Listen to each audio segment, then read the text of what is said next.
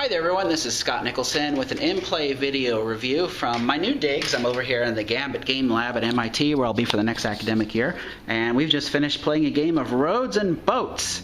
So Roads and Boats is a game by Splatterspellen, and it's a game about building little production spaces. And so what you're doing is you have your home there, and around your home you can use donkeys to move stuff around on the board.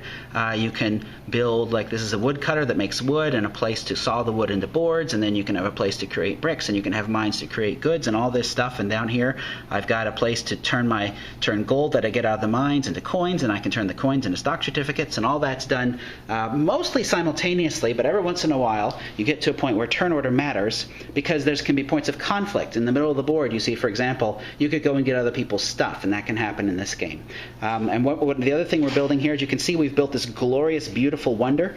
At the end of the game, victory points will be determined by the bricks you've built in the wonder, as well as the number of these gold tokens you've managed to pick up throughout the game. Let's actually talk to the other players and see what they thought about it. Hi there, who are you? Hi, I'm Jason Beggy. I'm a researcher and designer here in Gambit. And are you on Board Game Geek? Yes, I am. It's Jason Bartfast, which is a reference, if you could figure it out. To Slardy Bartfast? Yes. Most people have no idea. Well, that's because I'm a geek too. So tell us about what you thought about this game. Sure. Well, this was my first multiplayer game. I tried a couple of the solitaire scenarios. I quite enjoyed it. I liked the simultaneous aspect of it. I think that it really sped it up, because you can spend a lot of time thinking, and you can kind of see what other people are doing. Yeah, and I liked kind of the puzzly aspect of it. I definitely had the problem that I do in a lot of games, and that I tried to do lots of strategies a little bit, and it never pans out, but I do it anyway because I want to see how the game works. Yeah, I really liked it a lot. And who are you? I'm Rick Everhart. I'm the studio manager at Gambit. And are you on Board Game Geek? Yeah, but I can't remember my username. It's either Nerdcore with 2 R's and a K, or it's Rickaroo. It's probably okay. Rickaroo. So tell us what you thought about this game. Yeah, it's my first time playing this game. I always like these kind of territory-style games.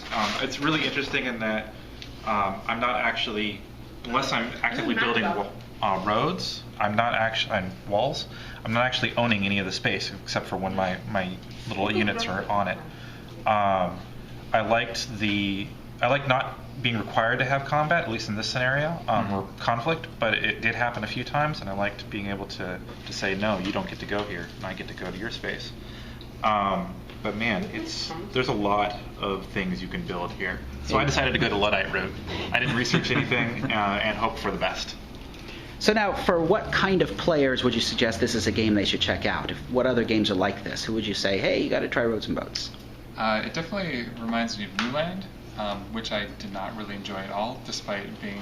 It has some clever mechanics. So it's definitely a game for someone who has the patience and is willing to sit and play something this long. I think we played for what, about 2.5 hours? But yeah, we were pretty fast. We were pretty fast. I was trying to end the game quickly. We didn't have a lot of conflict between us because we were being nice. You see, as Rick mentioned, the only thing you own in the game are your transport mechanisms, which means if someone's got all this juicy stuff piled up, you can jump in a boat or take a donkey and head over there and pile up.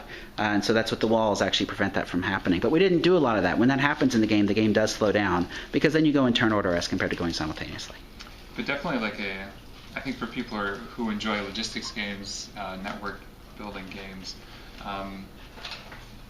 yeah, I mean, I haven't played a ton of train games, like I know Age of Steam, but this actually feels fairly different because of the tech tree, because of the emphasis on building up and kind of, bringing goods from A to B to C to D to E and so on. So it is a different way of thinking, because it doesn't have that kind of monetary element. Okay, so that's a brief in-play video discussion of this game. I've played it a number of times. I play it about once a year. It's a game that I do enjoy playing, but it's very solitary. You spend a lot of time thinking on your own and then a little bit of interaction. So anyway, that's an in-play video review of Roads and Boats.